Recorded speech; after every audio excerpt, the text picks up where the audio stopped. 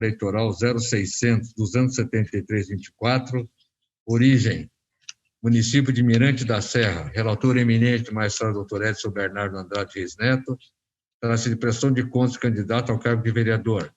Recorrente Maria Aparecida dos Angelos, recorrido Ministério Público Eleitoral. Dispensado o relatório, com a palavra eminente procurador doutor Bruno. Boa tarde.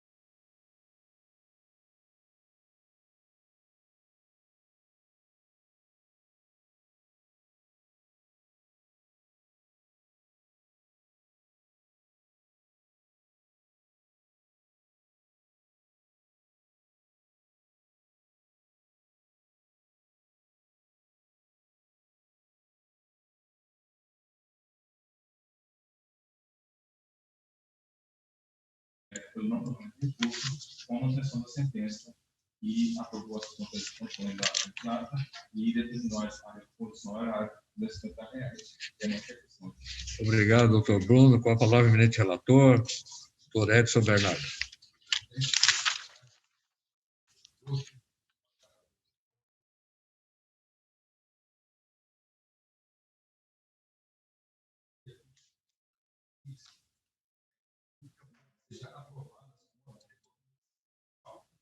Coisa única.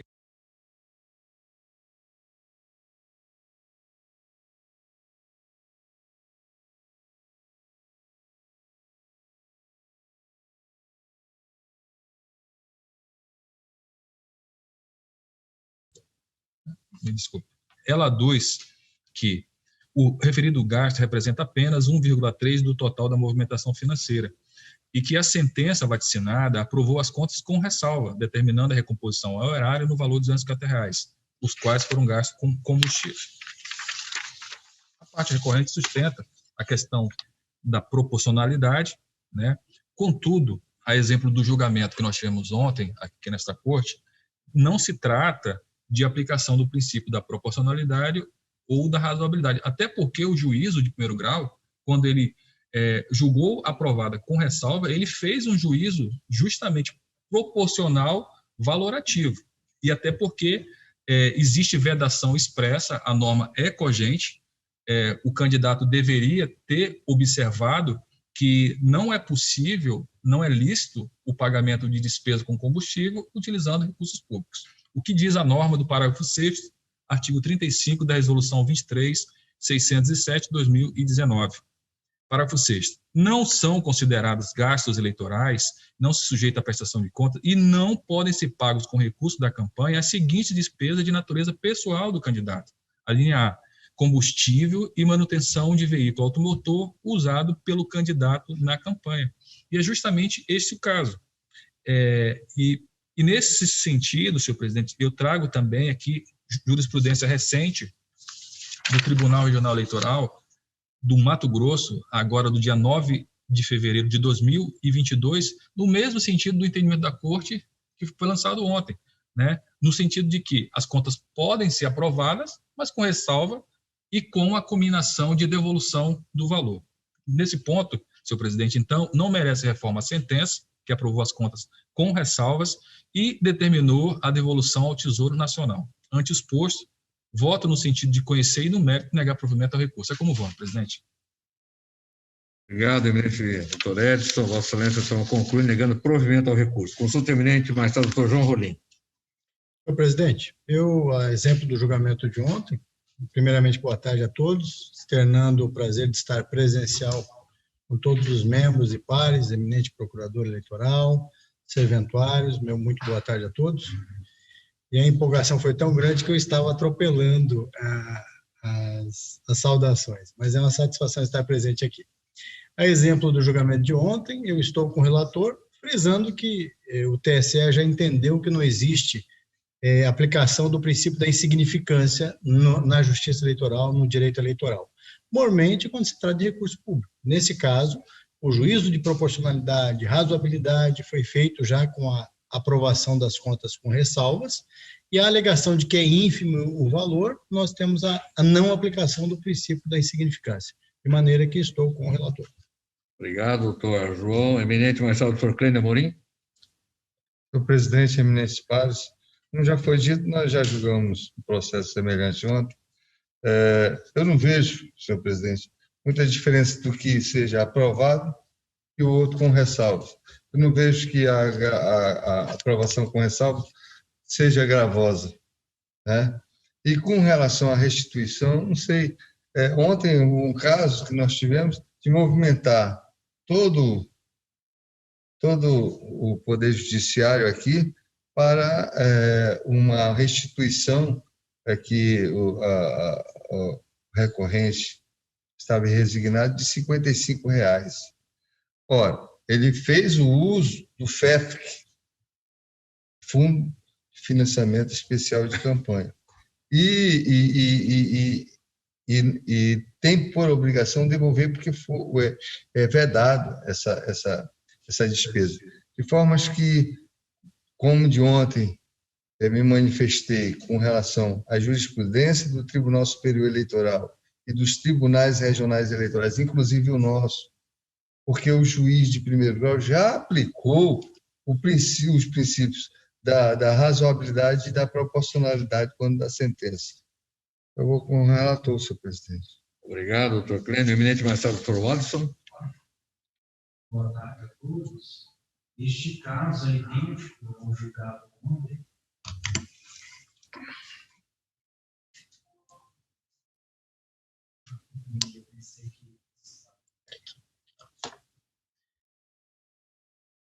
Boa tarde novamente. Este caso é idêntico ao julgado ontem. A aprovação das contas com ressalvas é compatível com a irregularidade constatada. Em relação à devolução do recurso público indevidamente utilizado, não é aplicável o princípio da insignificância sob a ótica do direito penal, que é regido pela intervenção mínima para afastar o dever de recomposição do dano. A obrigação de devolver o recurso é embasada na vedação do enriquecimento ilícito, no dever geral de reparação do dano e na defesa da moralidade administrativa. Moralidade administrativa pelo fato de que a então candidata tinha o dever legal de zelar pela aplicação adequada de recursos públicos em prol do interesse público e não do interesse privado. Com essas breves considerações, acompanho o relator. Obrigado, doutor Wallison. Eminente Marcelo, doutor Edenir.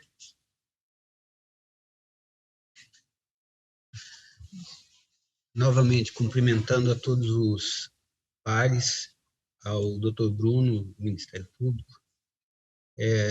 Acompanho o voto do relator, reiterando entendimento já manifestado por esta corte em julgamentos anteriores. Obrigado. Eminente doutor Miguel Mônico. Pode ser o do plenário pode desligar, vereador. Do plenário. Está me ouvindo? O microfone do plenário pode desligar. Pode desligar. Usar só o do notebook. Bom, queria cumprimentar Vossa Excelência, os nobres pares. É sempre uma alegria poder vê-los aqui, doutor Bruno, Ministério Público Federal. Eu li o voto com antecedência e realmente o que foi dito já é suficiente para acompanhar integralmente o voto do relator, a moralidade pública está na Constituição Federal desde 1988. Recursos públicos não podem ser tratados com desídia da forma que foram, né? A transparência tem que ficar evidenciada, né? Eu acompanho integralmente. Obrigado, ministro desembargador Miguel Mônico. A decisão, então, é recurso não provido nos termos do voto do relator à unanimidade. O número 2 da pauta, trata-se de embargos de declaração na prestação de contas, PJE 0600-111-16, origem Porto Velho. Relator eminente desembargador Miguel Mônico Neto, trata-se de prestação de contas de partido político, Diretório Estadual do Partido Progressista PP. Com a palavra, trata-se de embargos de declaração, palavra diretamente ao relator. Presidente e demais pares, o processo apresentado aqui agora também é semelhante. É a situação de embargos de declaração com efeitos modificativos, né? Trata-se de prestação de contas e de acordo com o que foi apresentado, eu trato de todos os itens, né? Há uma alegação de que não houve, não foi assegurado o direito de defesa, porque a intimação teria sido aquém do prazo estabelecido pela resolução. No entanto, eu não vejo nesse sentido, né? Eu estou afastando isso. E com relação à omissão, cerceamento de defesa, alteração substancial do parecer, eu concluo, né, que não houve nenhuma irregularidade no sentido, na decisão apresentada, e também quanto aos valores, né? Resumido, porque o voto é bem extenso, acho que todos tiveram a oportunidade de ler, né? Eu não quero tratar do assunto que já está aí bem elucidado nos votos anteriores, e não havendo contradição, omissão ou erro material a serem supridos, eu voto no sentido de conhecer os embargos, mas de negar provimento consoante o voto já repassado, com a eventual explicação que for necessária a qualquer um dos pares. O eminente relator, então, conclui rejeitando os embargos declaratórios apresentados. Eminente magistrado, doutor Edson. Senhor presidente, eu acompanho o relator na íntegra. Eminente magistrado, doutor João Rolim. Senhor presidente, eu acompanho o eminente relator, só levantando a lebre novamente e instigando a corte para ver se, doravante, a gente passa a não conhecer desses embargos, quando não há nenhuma imperfeição técnica, quando não há obscuridade, não há contradição, não há omissão, que, na verdade, a gente acaba conhecendo e julgando, não provendo os embargos, né? E se, na verdade, na técnica melhor, não há nenhuma imperfeição no julgado, creio eu, data máxima vênia, que nós não deveríamos nem conhecer dos embargos. Mas eu estou com o relator, não quero polemizar, estou com o relator. Obrigado. Só permitiam, só uma. Vossa Excelência tem toda a razão. Eu fico imaginando só que o que pode ocorrer é recurso dessa decisão monocrática de não conhecimento e acaba protelando mais ainda. Por isso que eu trouxe dessa forma, porque seria o caso até eventual decisão que já não conhecesse, né? Mas já... não é crítica a Vossa Excelência, não, também, é só olhando que, na verdade, aqui também, a gama de embargos declaratórios tem razão, ela é enorme, ela permite toda essa... Eminente magistrado, doutor Clênio Morim. Aproveitando a oportunidade dessa, doutor João Rolim, porque os embargos eles são opostos em razão do pré-questionamento, requisito essencial da admissibilidade do recurso especial, só por isso. Muitas vezes, eu até aqui e também ali da tribuna, eu usava no sentido de todas os pré-questionar. Para pré-questionar, só isso. Matéria pré-questionada para admissibilidade do resto. Eu compreendo, Vossa Excelência, concordo. O problema é que, tecnicamente, nem o pré-questionamento tecnicamente. Concordo com Vossa Excelência. Até, inclusive, teve situações né, doutor Mori, com relação até aplicação, muitas vezes eram colocados os embargos eram tidos como procrastinatório, multa, né? E muitas das vezes nós discutimos isso aqui na Corte em 2018, 2019, com relação à recepção dos embargos e tê-los como procrastinatório, né? Quando, na verdade, quando o advogado entra com os embargos, ele deveria colocar para fins de pré-questionamento. Mas é só isso, eu não vou me prolongar, não, para não... Né? Mas acompanhe e volto rápido. Eminente magistrado doutor Wallison. Boa tarde novamente. Presidente, eu gostaria de tecer brevíssimas considerações apenas acerca do item A, porque eu imagino que outros casos poderão surgir. Quanto ao item A, como bem destacou o relator, os argumentos do embargante em relação à publicação da pauta em desacordo com o artigo 935 do Código de Processo Civil, que prevê o prazo mínimo de 5 dias. Já o nosso regimento e a resolução do TSE prevê o prazo de 24 horas. Esses argumentos foram analisados e refutados no julgamento, portanto, não há contradição. Apenas para reforçar os fundamentos adotados por este tribunal, saliento que a resolução TSE 23.478 de 2016 prevê no artigo 18 prazo mínimo de 24 horas entre a publicação da pauta e o julgamento do recurso.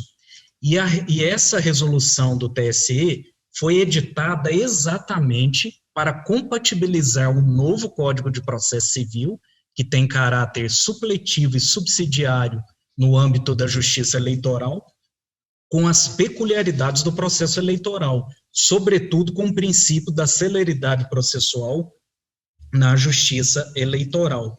Além disso, o Supremo tem julgados reconhecendo, ainda que implicitamente, a constitucionalidade e a legalidade dessa resolução do TSE, ao afastar a aplicação do CPC e manter as disposições da referida resolução, sob o fundamento de que os recursos em matéria eleitoral se submetem às regras específicas, O TSE tem julgado recente reconhecendo a legalidade e a constitucionalidade do artigo 18. Em relação aos demais itens, o relator demonstrou que o embargante pretende tão somente rediscutir matéria suficientemente fundamentada e decidida, o que não é cabível em embargo de declaração. Com essas considerações, acompanho o relator. Eminente magistrado doutor Edenir. Desembargador presidente, acompanho o voto do eminente relator desembargador Miguel Mônico com os acréscimos, né, do colega Alisson, ratificando, né, esse posicionamento correto desse tribunal.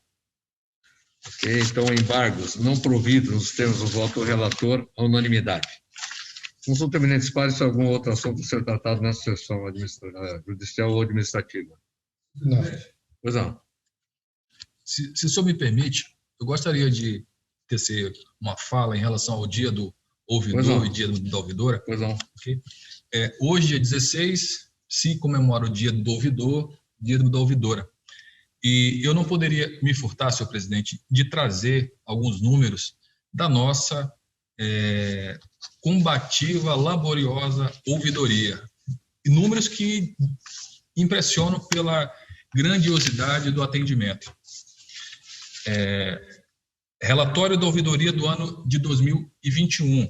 Eu faço só uma fala inicial, senhor presidente, que eu fui nomeado recentemente, e todo esse trabalho que foi feito no ano de 2021, ele é da lavra do juiz Marcelo Estival, juntamente com a Lia, né, que é a coordenadora, com o assistente Daniel, com a assistente Isa Cristina, a senhora Olga Botelho e a senhora Priscila Cristiane. Essa é a equipe da ouvidoria. Então, todo esse trabalho já foi feito antes, eu estou apenas apresentando aos senhores.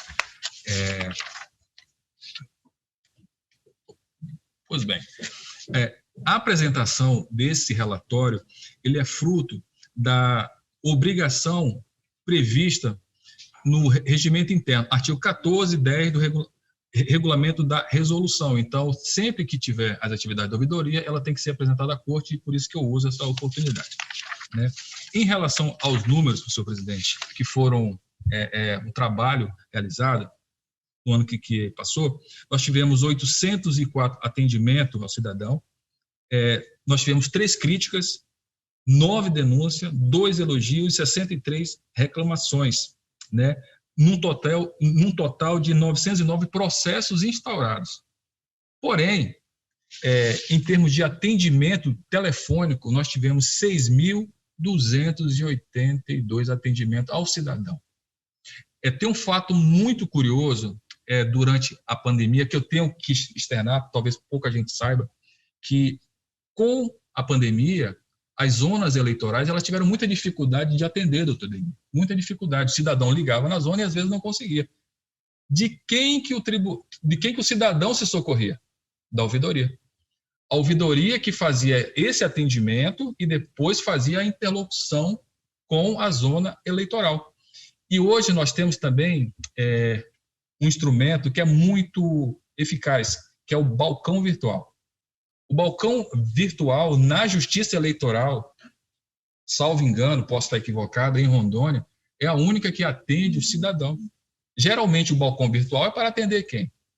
O chefe do partido, o advogado e outros atores, mas o cidadão não. No estado de Rondônia, o balcão virtual, como instrumento de cidadania, ele se presta a atender ao cidadão. E nós temos a capacidade, senhor presidente, de atender 300 pessoas. É a capacidade máxima do Zoom, né? Ele vai ficar numa fila de espera, obviamente, mas ele vai ser atendido. Então, esse trabalho é motivo de alegria, é motivo de honra, doutor Denir, doutor Clênio, de estar à frente, o pouco tempo que eu estou à frente, mas isso muito me empolga e o desafio é grande.